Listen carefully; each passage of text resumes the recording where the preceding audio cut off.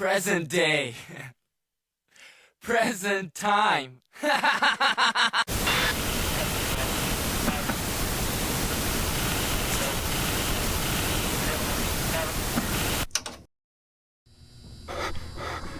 Hey, you. Do you play video games? Yeah, I bet you really like to waste hours of your days playing whatever dumb games you find on Steam, right? Yeah, don't worry, I am judging you. But to be fair, with the vast amount of accessible video games nowadays, it's nearly impossible not to find that one game you're gonna love playing. Hi there, would you like to sign my petition? I regret nothing. But there's another question in play. See, my friend, I would like to know, what games do you play? Are you the big production fan? The mainstream game fan? The fanboy? The racist? Hubert? Or perhaps, do you like independent games? Cause I do.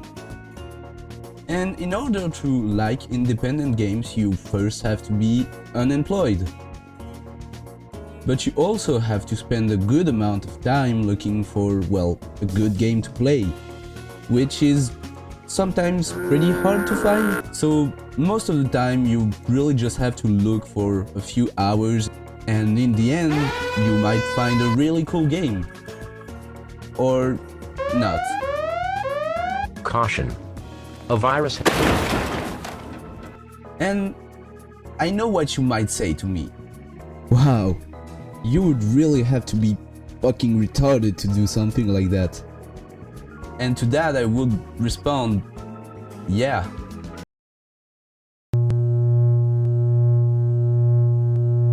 But the point of this channel is also to share cool video games and stuff that I found online. So you, the slightly more normal viewer, can discover new things and why not try them? No, you don't need to thank me. After all, I'm not special. I'm just neuro-built different. Anyways, class, riddle me this. Who creates art? The creator, right? And what creator am I gonna talk about today?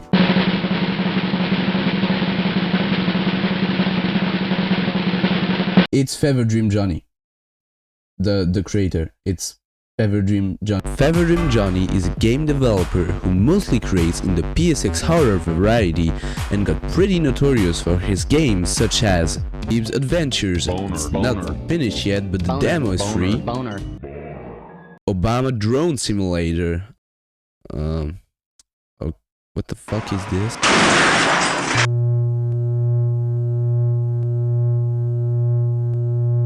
Or even Let's Go Baby, a funky looking baby game that is actually scary and have you looking around for secret areas by doing Fortnite dances.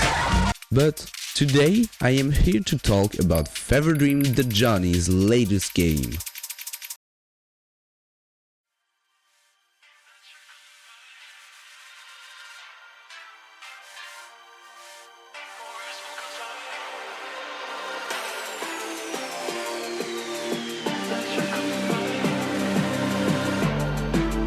Orbo's Odyssey.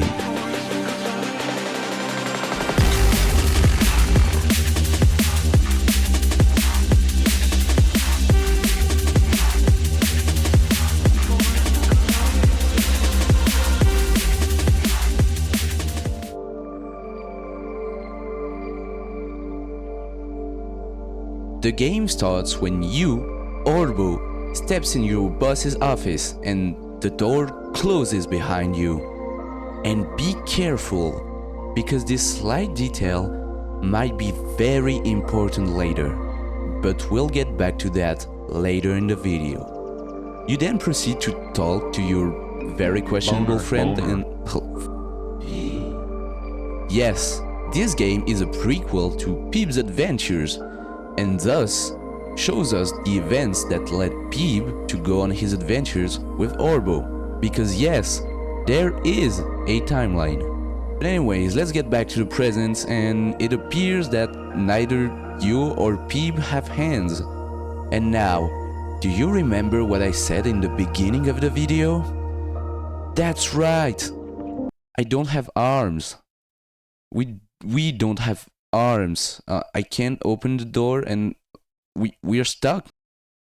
So now we need to build a mechanical arm with bolts and nuts scattered everywhere in the 4 different areas that are represented by those portals. But first, we have to go through this neat little tutorial in Erutrepa Science Laboratories, so we can learn the moveset of Orbo, which is composed of the cannonball, the poundy pound thing, and you can also use the pussy jump in order to get across the platform with more precision, or you could be a true Sigma and just pound your fucking way. And you know, in terms of precision, you can tell my compass is always in my fucking asshole.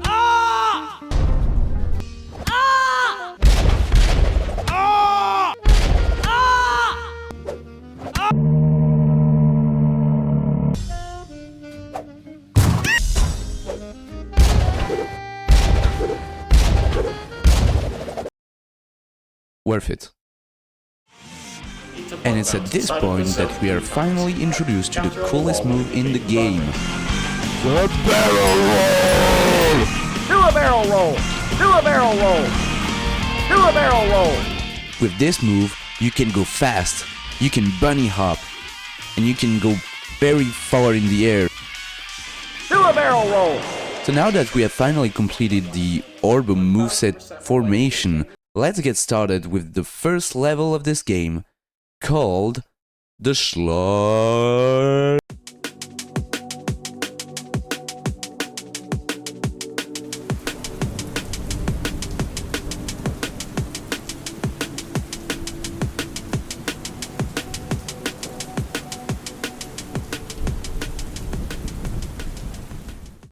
The Schur City is a quite surreal place with its funny looking flats and Google Street View background. It appears to be somewhat of a new age Nuketown, but instead of the dummies, it's just the silliest cardboard cutouts. And you can also absolutely strike the shit out of those. And what do we do here? Well, we collect the gears in a Mario Stars fashion by looking around, pushing buttons, murdering people,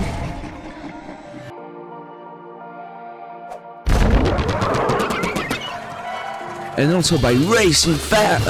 I already showed that part twice. And look!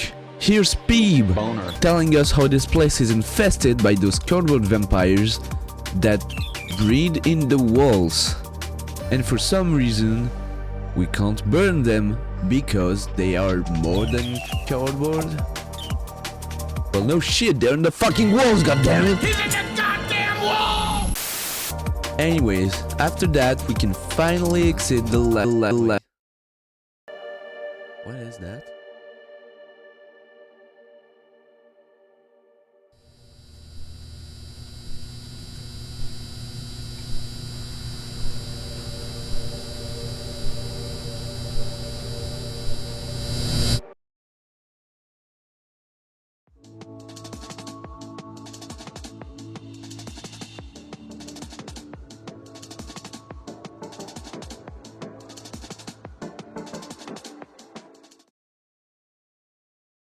After entering the Dunbar Mine, the player is met with 2 choices. You can either take the normal path using the cannon, or you can just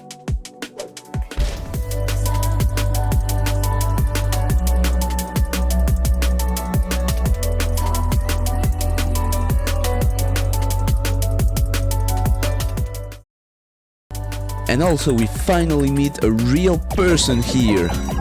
But unfortunately, he can't help us, because the company put an implant in his brain that will explode if he tries to leave the area.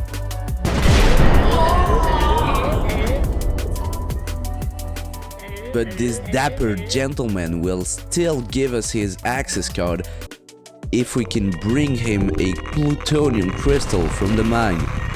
And be careful about the Baja Blast River.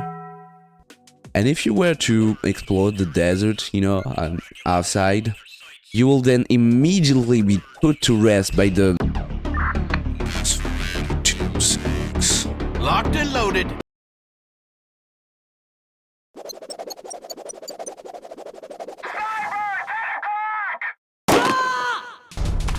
Guess we can do nothing about that.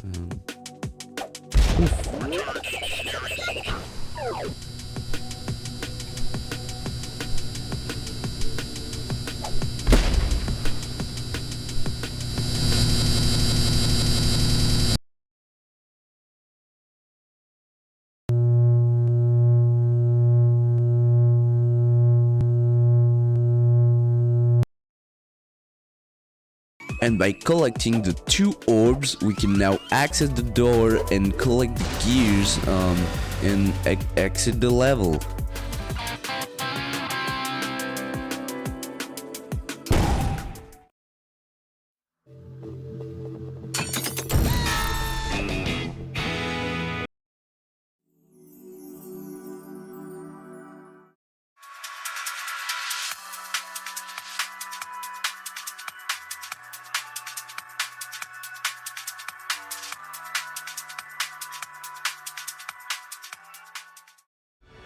The Sleepy Time Manor is probably my favorite level in the entire game. This nocturne level with its big-ass moon and its infamous manor that frankly looked just more like a shed. It's like its manor is bigger than that, right? Allows the player to commit several illegal activities in the likes of grave robbery,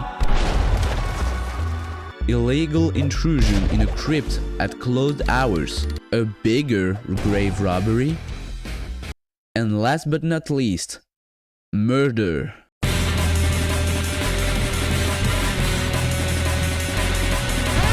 Arriving at the top of this mound of dirt, we meet Tucker, a rubber duck that is currently in a feud with his brother, Ducker. Tucker tells the player that Ducker has recently been able to insufflate life into a giant garden gnome by putting a gear in his head, making him alive. Tucker, being jealous of Ducker, asks the player to give the gnome its last prayers by using this bomb-making machine. And so we throw the bomb at him, and with a nice headshot, we can get that gear and head for the final level, I guess.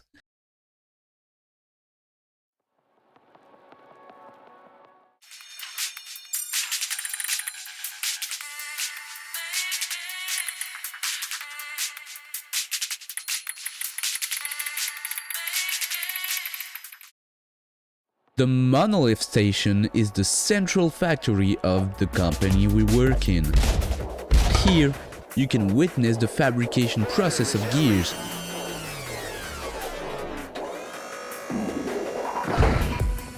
And you can also hang by the giant radioactive monolith that may or may not have lore relevance. It's for later, okay? Anyways, let's just get this here, get that there, use this mechanic to pass this door in. You get it. Let's just finish the game, right? What? Okay, RH, okay. Look, lady, I swear this is a misunderstanding. I did not urinate in this water fountain. I might have urinated in the water fountain. It was a prank, I swear to God.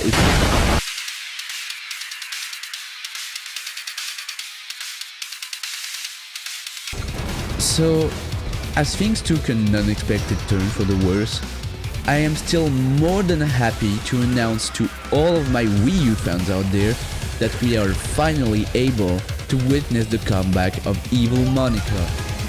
She changed. It's lobotomite! The boss fight will also be the first actual fight of the game, apart from pushing cardboard a guy into a blender and whatever that was.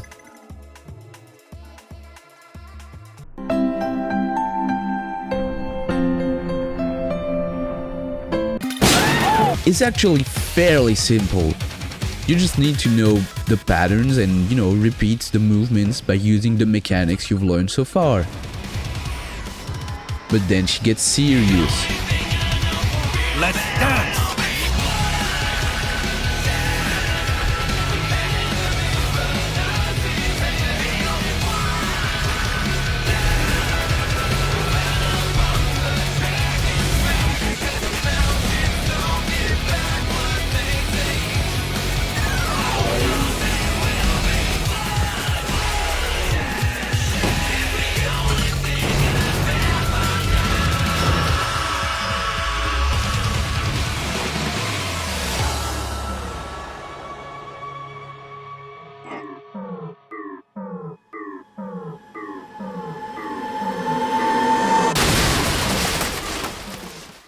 Get pranked. At last, we can get the hell out of here with Peeb, who decides to quit his job and go on adventures, and Orbo follows him.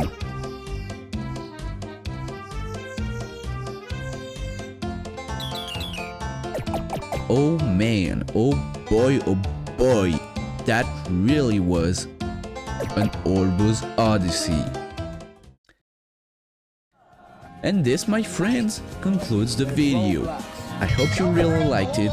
Sorry for the trash mic quality, and the trash editing quality, and the trash video overall, but it's just my first video, and I really would like for you to like and subscribe and hit that. Or is it? The Chekhov rifle, or the law of conservation of details, is a narrative principle that states that any unexplained element in the development of a story must be used at one point later in the plot. This principle was first theorized by Anton Pavlovich Chekhov, a Russian author who wrote critically acclaimed plays in the 1890s. Nowadays, this rule of the Chekhov's rifle is more commonly known as a foreshadowing. And I might have did that in the past. So I believe it is now time for me to unveil the mystery behind these portals and the secret ending of this game. So let's get to it, starting with the sleepy Time Manor.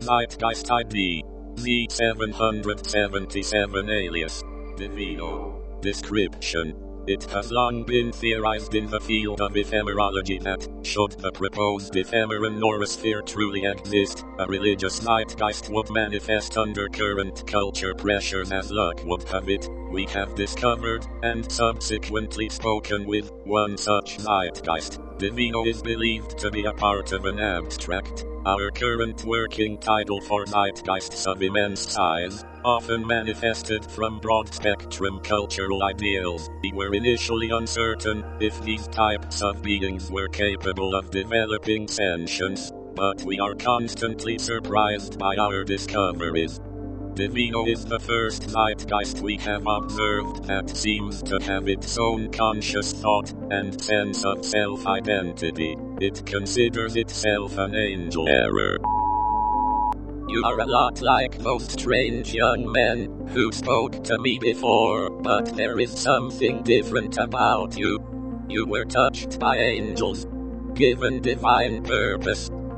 Mother can provide answers to you that those men were too deaf to hear. Before she was broken, she placed her spirit into a vessel and sent its fragments free.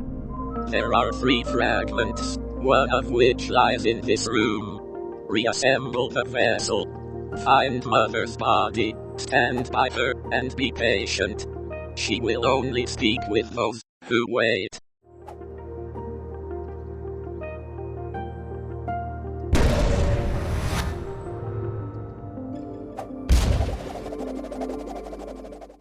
So now we need to find those zeitgeist things and then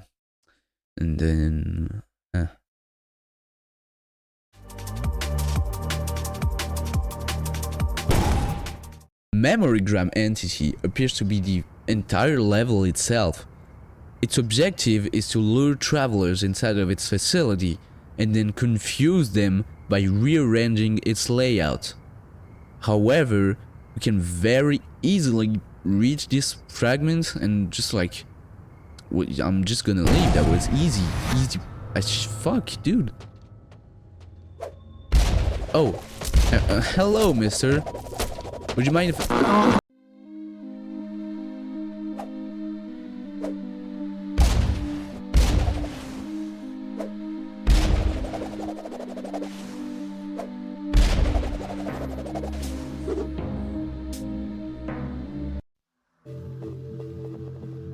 So that wasn't scary at all. Next is the portal in the Dunbar Mines. By passing it, we are finally met with the...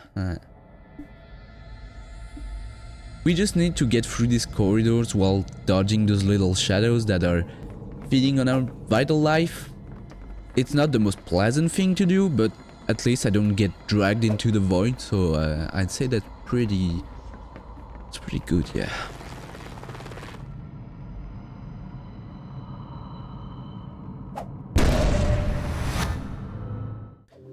And when we get all of the fragments, we can finally go on top of the big monolith, and then...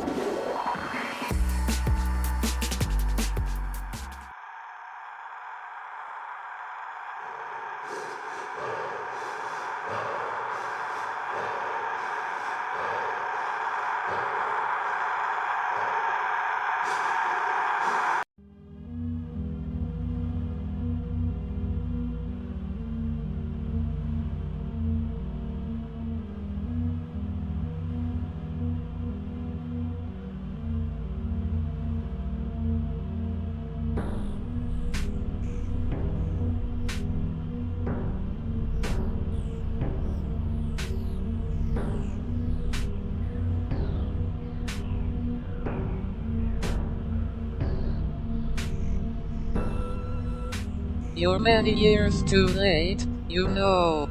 Who are you? I am your oldest mother. The one who bound your soul into your body. You already know my name. Maybe you've known it your whole life. You're the monolith to us. Unfortunately, yes. My youngest son did short work of my body when he uncovered me. Carved my flesh away until there was little left than a slab. This is not the first time I've been attacked, you know. There were other unruly children like him in the past. But I've never had one of them hold me hostage before. Others? How many? More than you could ever know. I have tried many times to create life that could understand me.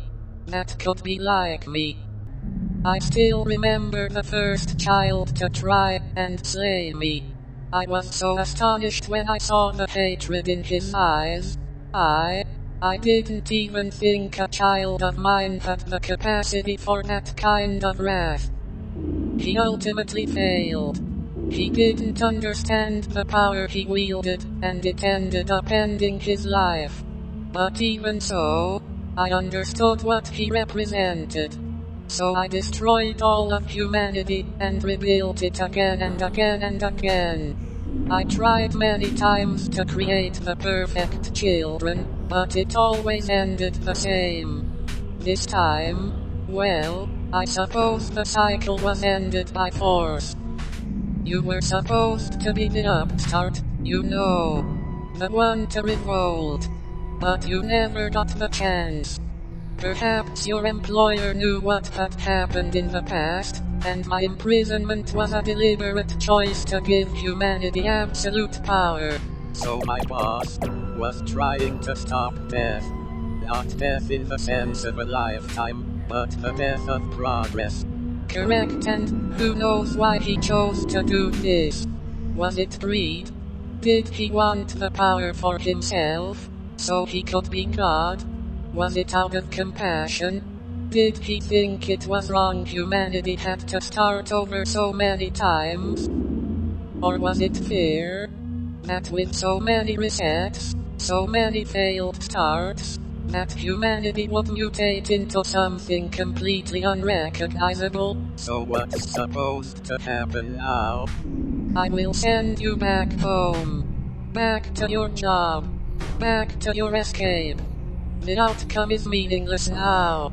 Your purpose in this life was spent before it could be realized. You will not remember my little world. But I'm sure you'll come back here, and we can have this conversation as many times as you would like. I wish I knew what to say, but I guess this is the only way our meeting could end. Goodbye. Goodbye, child.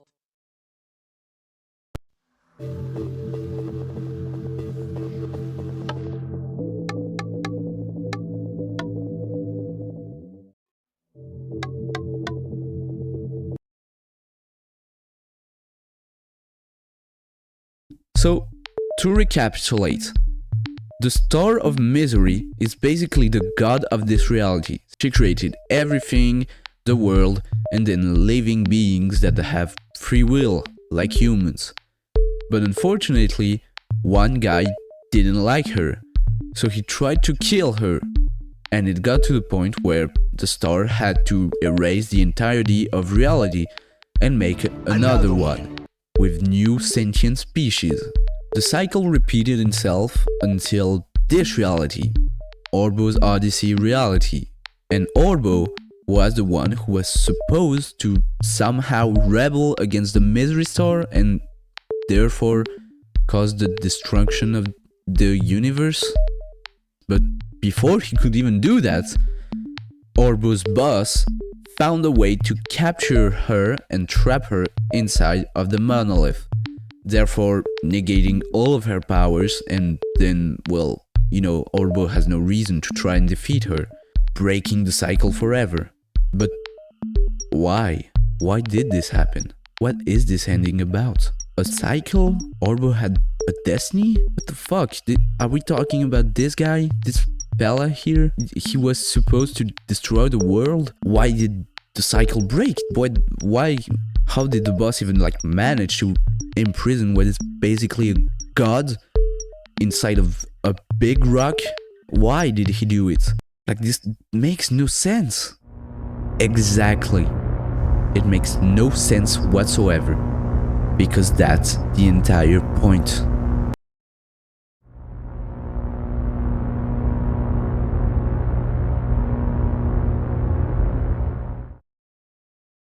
Now, I would like to take a moment to talk about Feverdream Johnny's games in general, and more specifically about the narrative goals of these games. Usually, goals in stories, or the reason why the main character is doing something, are clear, and you could see that in most video games. You're the good guy, save the princess who has been kidnapped by the evil guy. Why? Because you're good, and kidnapping people is bad, and so you have to beat the bad and save the princess, and you get the good ending. Oh, you want to be bad actually? Okay, let's just play a game where you rob banks, break the law, kill people. Why? Because it's fun to be a villain and have lots of power, right? My point is that the story of most video games revolves around good and evil, and you, the player, lives on one side or another of the spectrum. And even if some games offer you a choice in those actions by adding some kind of evil versus good balance, the result is the same in the end. Most stories hold a moral judgment towards the elements of the diegesis in which the player evolves and the player's action themselves. However, Johnny's games have nothing to do with that, and you could say that they are simply absurd games. Absurdism is a philosophical movement similar to nihilism or existentialism. The main point is that the world in which we live has no meaning in itself, and the elements that compose our lives are neither good nor bad, and that our lives as well are meaningless. There is no destiny, no predestination. There is no clear path for us to take. During our lives, we must always try to search meaning in this absurd reality, but we will never reach it. We will never find true meaning. Because our goal, our meaning, is created by this search itself. And even though we will never achieve meaning, we can find our own meaning by searching, by doing stuff, and by simply existing. We should always put efforts towards the accomplishment of a goal, even though we may fail. We should always give a last push before it all stops. In Turbo Pressure, you play as a submarine drone looking for a lost team, only to find a huge fetus and then to learn that the United States are getting nuked. This story would have been the same without the drone, without the player. The player had no impact on the story. Whatever happened still would have happened. Let's Go Baby was originally a horror game made for a game jam. This seemingly childish game turning into a creepy, scary, spooky game. But in the sequel, the player finally realizes that all of this was a sabotage made by one of the employees of the game studio, who left notes in the game for you to read. And the more you read, the more you understand that this supposedly haunted game, corrupted by some sort of pure evil, was just the result of an exploited game developer living a miserable life, despised by his co-workers and his family, giving a final fuck-off to his boss by adding scary Easter eggs to create a scandal and ruin the studio's image.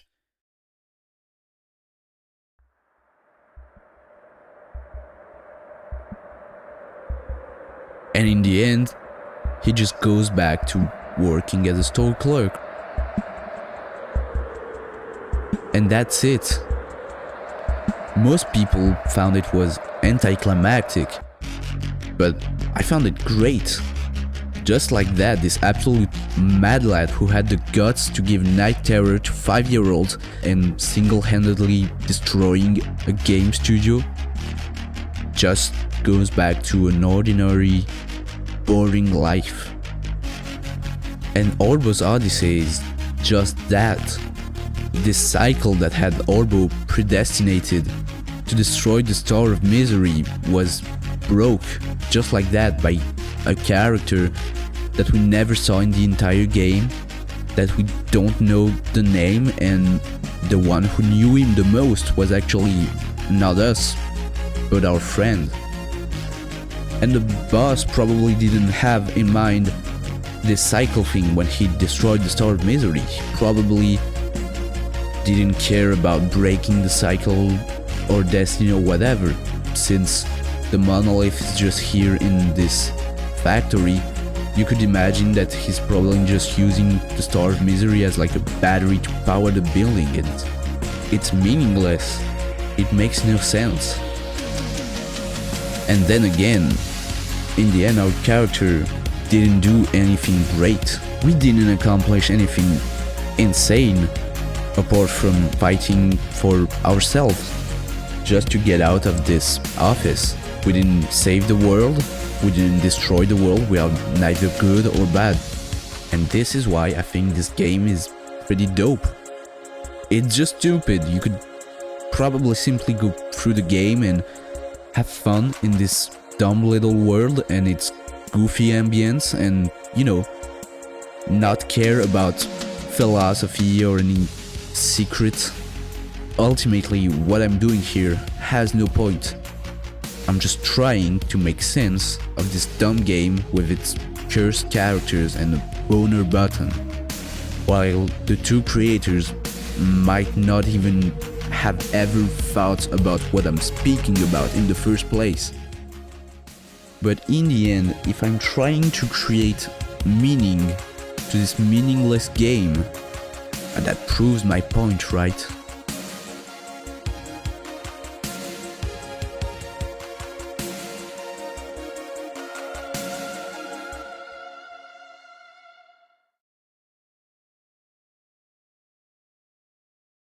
Anyway guys, hope you liked the video. Don't forget to like, subscribe, and hit that bell with all your friends. Share the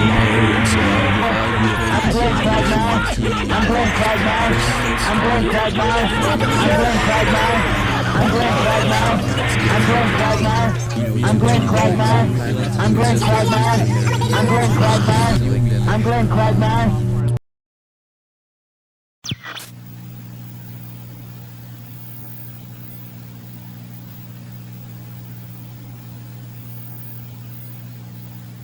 Okay, let's see. I guess that I'm confused again. Am I here or am I there? I don't know. Over there, I'm everywhere. I know that. But here is connected to over there. Is that right? But then where is the real me after all is said and done? Oh, there is no real me. I guess that's it. I only exist inside those people aware of my existence. But what about this me that I can hear talking right here and now? It's me, isn't it? This me that's talking. Who is it? Who's me?